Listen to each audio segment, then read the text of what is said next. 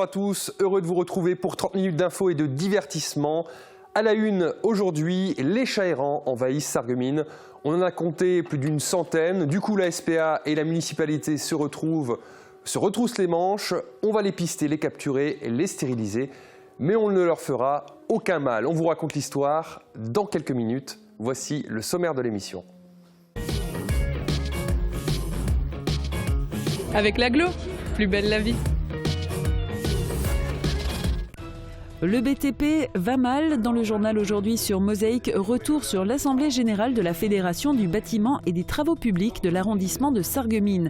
Près d'une centaine d'emplois sont menacés de disparaître. Chat errant, un problème d'ordre sanitaire sur Sarreguemines, la SPA et la municipalité se mobilisent au travers d'une campagne de stérilisation. L'école de Nancy se met à table, non pas pour ressusciter Émile Gallet, mais pour faire revivre Mozart et Estrée, deux services des faïenceries de Sarreguemines au travers de la table de Noël. Mosaïque vous offre son cadeau de Noël. Aujourd'hui, Sonia Betch et Michael Bixler chantent un classique, Stille Nacht. Dans Tendance, on se met en mouvement avec les danseuses de street jazz de l'association C'est Tendance. Et on termine en cuisine pour le dessert au menu des poires pochées au muscat de Noël. Replay spécial Noël aujourd'hui. On retourne dans le jardin de Marianne et Jean-Yves House. C'était carrément le Disneyland du Père Noël. C'était en 2009 à Roth. Où que vous soyez, restez connecté avec votre entreprise. Pour les pros, la solution c'est le cloud ID Réseau. Ce jardin illuminé a été mûrement réfléchi. Ici, 5 thèmes composent cet espace féerique, à commencer par le thème du Père Noël bien entendu. Environ 4 km de câbles et une cinquantaine de personnages illuminés jonchent le jardin du Père Noël. Amorcé le 6 novembre, il faudra 3 semaines et demie pour que le jardin du Père Noël supplante celui de Monsieur et Madame House. Tout est une question d'habitude. Mais à l'heure où l'économie d'énergie devient une nécessité, certains restent pourtant déterminés à faire perdurer la magie de Noël dans toute sa splendeur. Si vous aussi vous êtes pris par la folie de Noël, partagez ça avec nous. Vous aurez peut-être la surprise de voir débarquer une caméra de Mosaïque. Quelle météo pour demain? Des éclaircies, nous dira Sandrine. 7,6% des accidents du quotidien ont pour origine l'activité domestique. Assurance accident de la vie, la sécurité par tous les temps. Bonjour tout le monde, on les attendait depuis un bon moment et ça y est, les éclaircies, c'est pour demain. La matinée débutera tout de même avec du brouillard, mais l'après-midi s'annonce bien meilleur avec du soleil et des températures de saison. Côté température, elles se rafraîchissent un peu avec de 0 à 3 degrés le matin et de 5 à 7 degrés l'après-midi. Demain, jeudi 3 décembre, nous fêtons les François-Xavier. Le soleil nous accompagnera de 8h07 à 16h35. Passez une très bonne journée, à demain!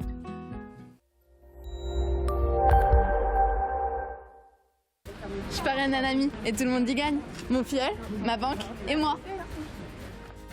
Au Crédit Mutuel, un client satisfait rayonne. L'éditorialiste Bernard Maillard lance une alerte générale dans le Républicain lorrain. Il est très inquiet après un sondage qui donne le Front National en tête du premier tour des élections régionales en région ACAL.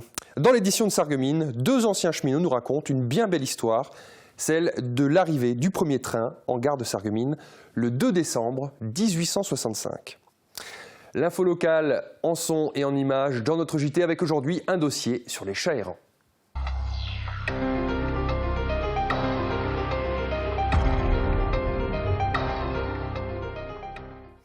Ça coince toujours chez Smart. La CGT et la CFDT font carrément appel à un huissier pour dire non. Ils ne veulent pas du pacte 2020.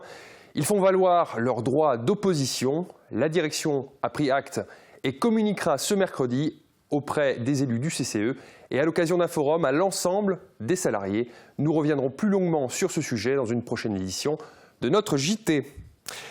Lutter contre la prolifération des chats errants à Sarreguemines, une campagne a démarré fin juin. La municipalité et la SPA s'appuient sur un réseau de bénévoles, 3 vétérinaires et la police municipale pour capturer et stériliser ces animaux.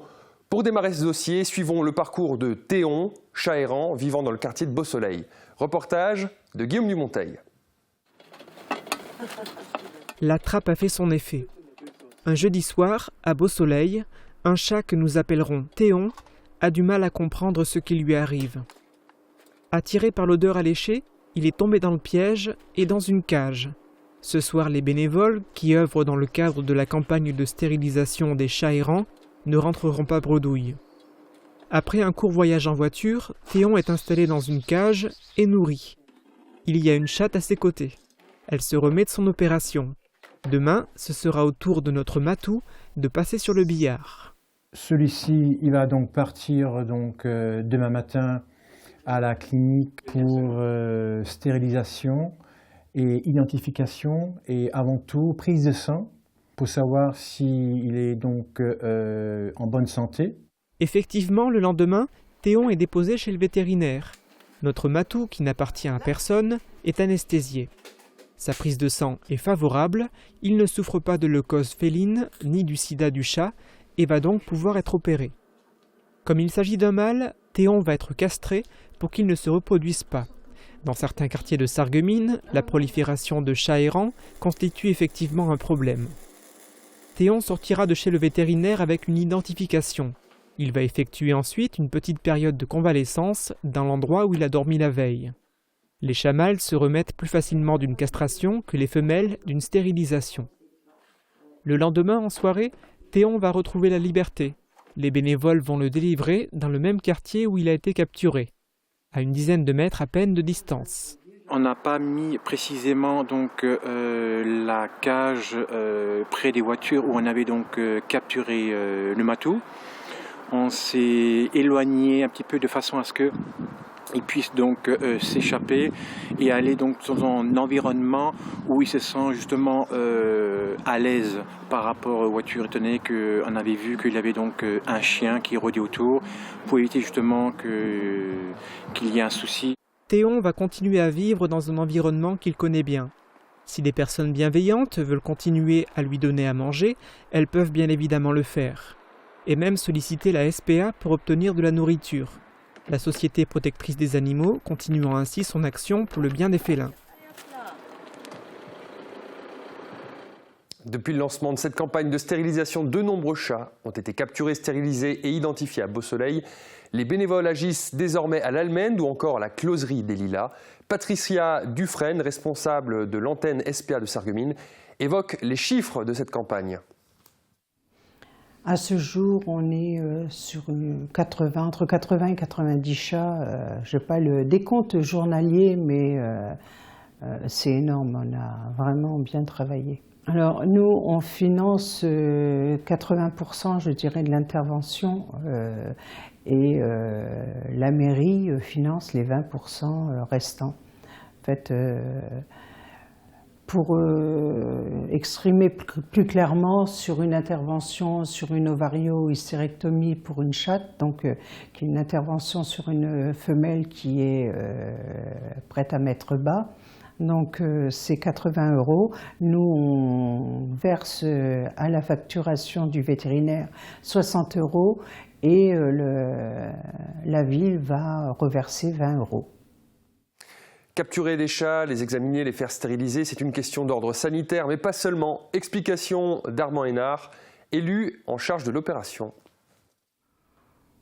Ça véhicule un certain nombre de maladies qu'on nous a signalées d'ailleurs, puisque les vétérinaires eux-mêmes avaient relevé sur ces animaux différentes maladies. Et de la même manière, on s'est dit que ces chats, on s'en est rendu compte, ces chats faisaient aussi l'objet d'actes de malveillance. C'est-à-dire les jeunes portés, souvent dans le voisinage, étaient maltraités, tout simplement parce qu'on n'en voulait pas. Et donc ce sont ces phénomènes-là qui se sont un petit peu imposés à nous. D'une part, mauvais état de santé du chat, maltraitance du chat, et une question donc de pure population, je dirais, de sécurité, de tranquillité dans le voisinage. Si vous habitez Sarreguemines et que vous constatez la présence de chats errants, contactez la police municipale qui s'occupe donc de la mise en œuvre de cette campagne. On referme ce dossier et on entre dans le monde de l'entreprise. Évoquons tout d'abord le sort des entreprises du BTP sur l'arrondissement de Sarreguemines. Elles font grise mine depuis plusieurs années déjà et les baisses de dotation de l'État aux collectivités n'ont pas de quoi les réjouir. On le sait, les collectivités sont les principales donneurs d'ordre. Et on connaît le dicton, quand le bâtiment va, tout va. Mais là, rien ne va plus. Reportage lors de l'Assemblée générale de la Fédération du BTP de notre arrondissement. On a un maire qui regarde, qui veille au grain. Et c'est tout à fait juste. Le BTP va mal. Les différents acteurs du bâtiment et des travaux publics de l'agglomération de Sarreguemines ne mâchent pas leurs mots en Assemblée générale. Pour eux, la situation est mauvaise et ne va pas en s'améliorant. D'après Pierre Schaeffer, vice-président de la Fédération du BTP de Moselle et président de l'arrondissement de Sarreguemines, la raison tient notamment à la baisse des dotations d'État aux collectivités, entraînant une baisse des investissements et des conséquences directes sur l'emploi. En 2015, une centaine d'emplois ont été supprimés sur l'agglo de Sarreguemines. Sur 3 ans, ce chiffre passe à 150. Il y a une chute d'activité il y a 3 ans qui est très importante. Nous sommes actuellement encore environ 1000 salariés. C'est de l'ordre de 15% de baisse d'effectifs. On espère qu'on est arrivé au fond du gouffre et que demain l'activité va repartir. En 2016, l'espoir pourrait renaître grâce à plusieurs lois et réformes, notamment la loi Macron qui alourdit les sanctions contre les fraudeurs, grâce aussi au crédit d'impôt transition énergétique et à la réforme de l'éco-prêt à taux zéro. Bien évidemment, il n'y a pas de secret. Si vous voulez que le particulier, que le privé investisse, il y a forcément la carotte fiscale. Et je pense que ce dispositif est intéressant.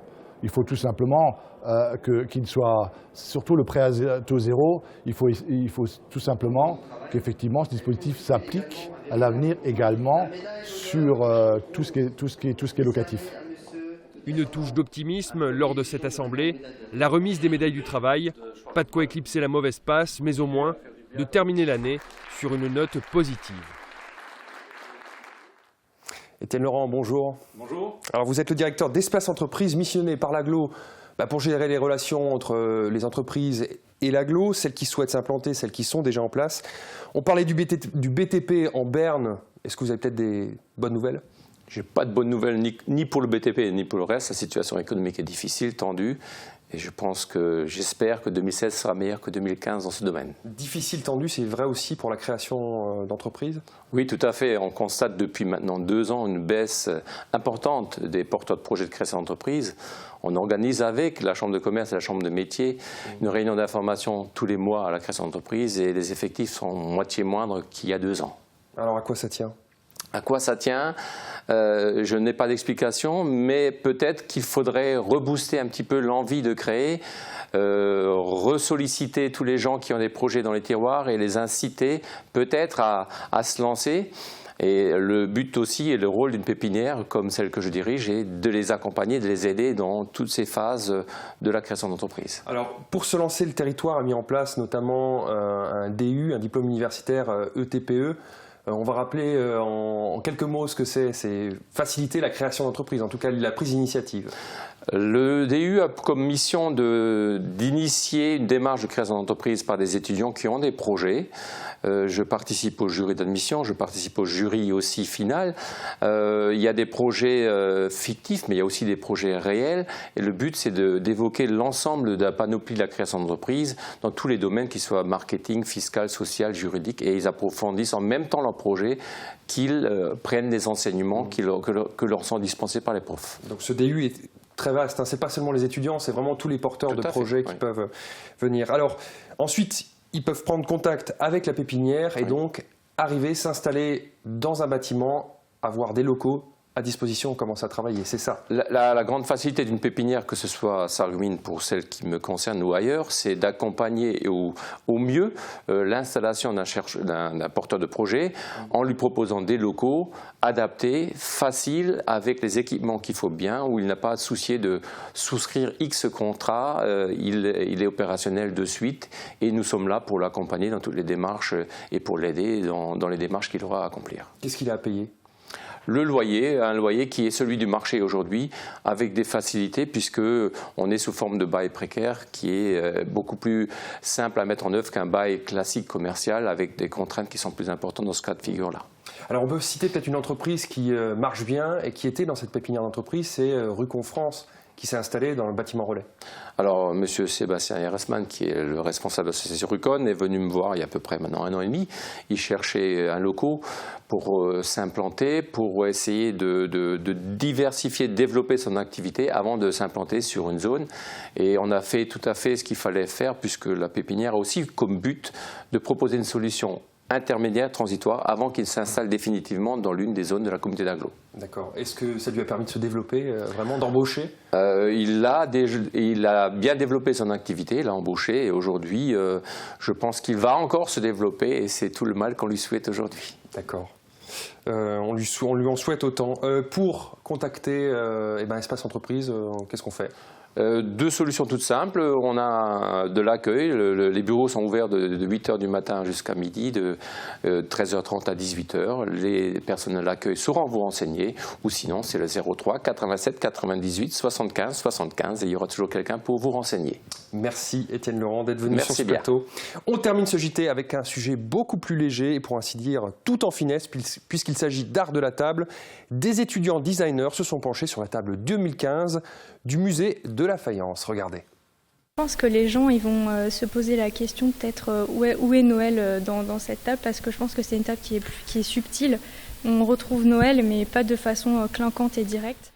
Car Clémence, Juliette et Justine n'ont pas voulu tomber dans les clichés habituels de Noël. Dans le cadre du projet scénographique de la table de Noël, en collaboration avec leur BTS et le musée de Sarreguemines, les étudiants ont travaillé par petits groupes sur différents projets. Et c'est finalement celui mettant en valeur les services Mozart et Estrée qui a séduit le musée sarregueminois. Sur la table, on retrouve les faïences de Sarreguemines, bien sûr, accompagnées de la décoration élaborée en tissu, l'autre matière choisie pour mettre en valeur les motifs des services. Dans la mise en place de la table, les 3 étudiants ont aussi choisi de prendre en compte la géographie même du lieu, le jardin d'hiver, autant de points travaillés dans le cadre de leur matière, pratique plastique. C'est un projet qui a été abouti jusqu'à la réalisation, jusqu'à l'exposition même. Donc c'est vraiment intéressant de le reprendre pour notre diplôme final, pour la fin de notre BTS justement. Ça va être bien à présenter. Ouais. Les jurys pourront donc juger de la réussite du travail des 3 futurs designers de produits. Pour le grand public, la table est accessible aux horaires d'ouverture du musée. Un musée, rappelons-le, où l'entrée est gratuite tout au long du marché de Noël. Fin de ce JT, ne bougez pas, Mosaïque déballe son cadeau de Noël, c'est tout de suite.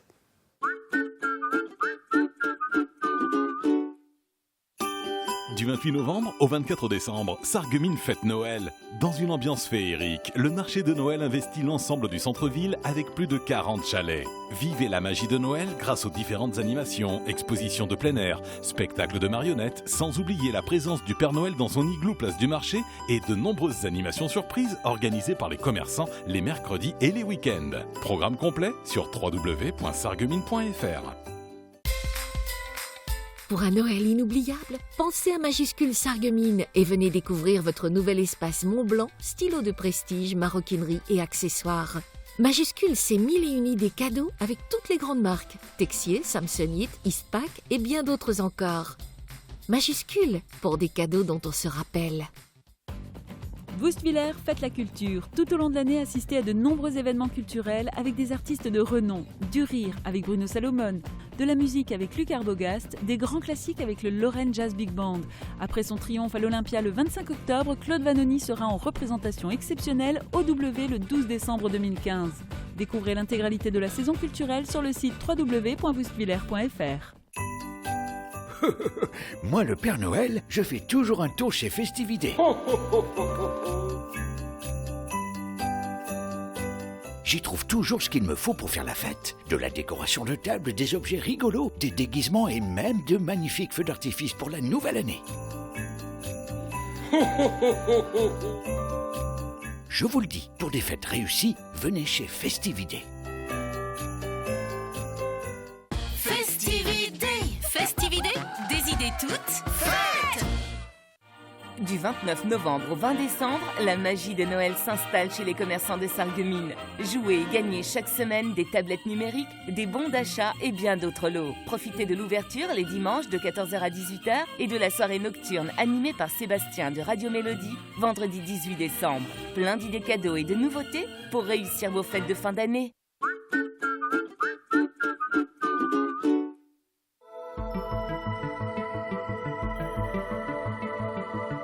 AVS. Notre métier, vous accompagner.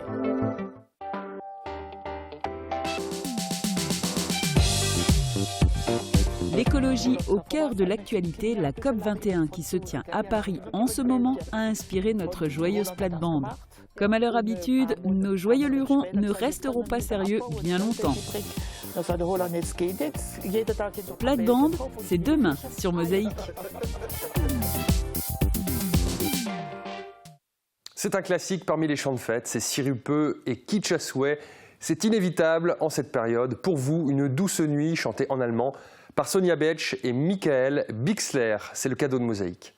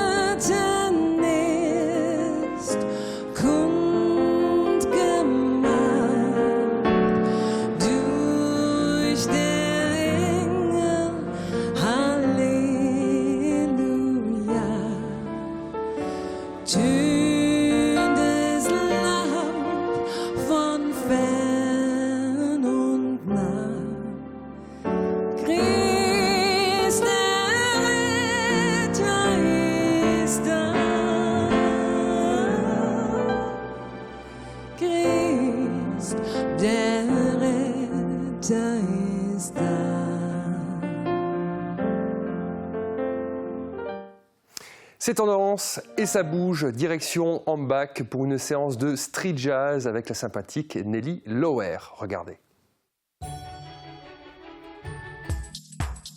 Avec Firch Menuiserie, votre maison devient tendance.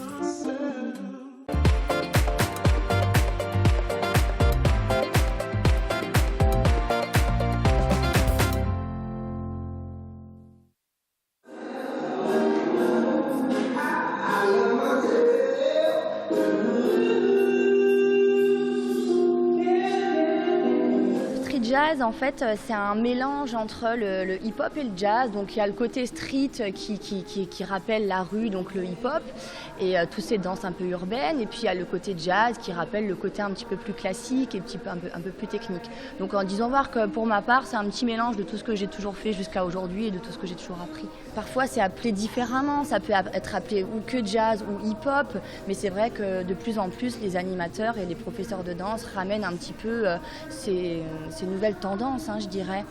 1, 2, 3, épaule, épaule, vague, boum, voilà. Il n'y a pas beaucoup de figures de hip-hop déjà, parce que c'est le côté moins technique et moins break. du hip-hop. Et après, ce serait peut-être un petit peu plus technique au niveau des postures, au niveau des tours que rappelle le jazz. Après, justement, c'est un mélange, donc il n'y a pas de critères bien particuliers. C'est des musiques diverses et variées parce que souvent je fais des montages quand même. Je fais rarement une chorégraphie sur une propre musique. C'est souvent des montages de 2 ou 3 musiques différentes. Et justement, dans les montages, on rappelle des musiques un petit peu plus lentes et d'autres un petit peu plus agressives. Du début jusque-là?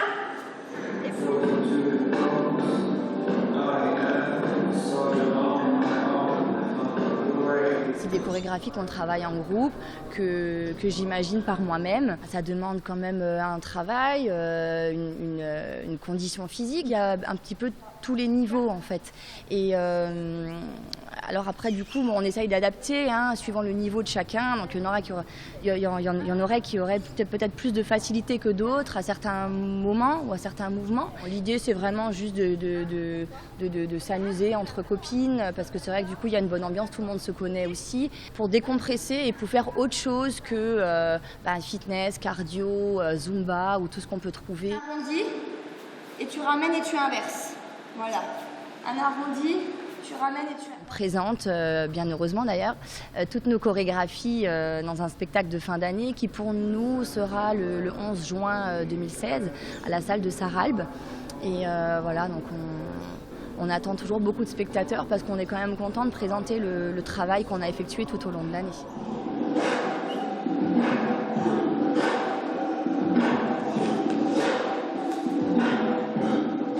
Pour celles et ceux qui souhaitent se joindre à ce groupe, contactez Valérie de l'association C'est Tendance au 06 61 59 17 83. Nouvelle chorégraphie au programme dès le mois de janvier. On termine cette émission avec un dessert. C'est parfait pour la saison, un fruit délicieux et un cépage plutôt doux et sucré. Au menu aujourd'hui, des poires pochées au muscat de Noël. Le conseil, le choix, la pause, les meilleurs tarifs. Avec Agifermeture, vos portes et fenêtres ensoleillent votre maison.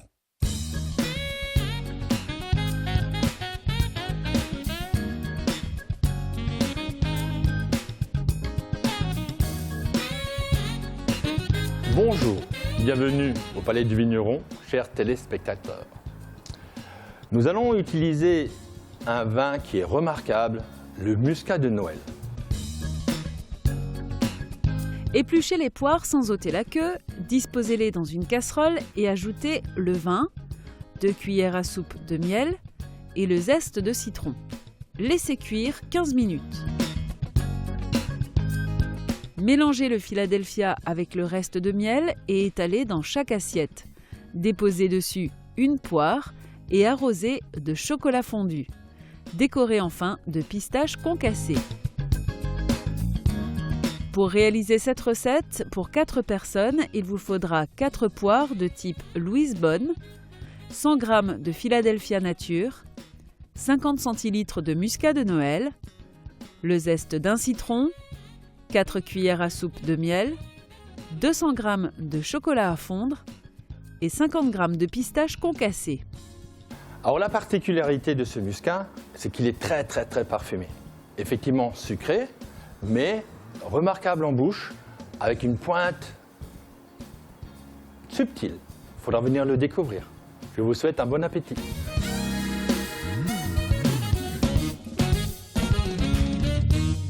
Fin de cette émission, merci pour votre fidélité. Rendez-vous demain, même heure, avec un programme tourné vers la COP 21. Excellente journée à tous.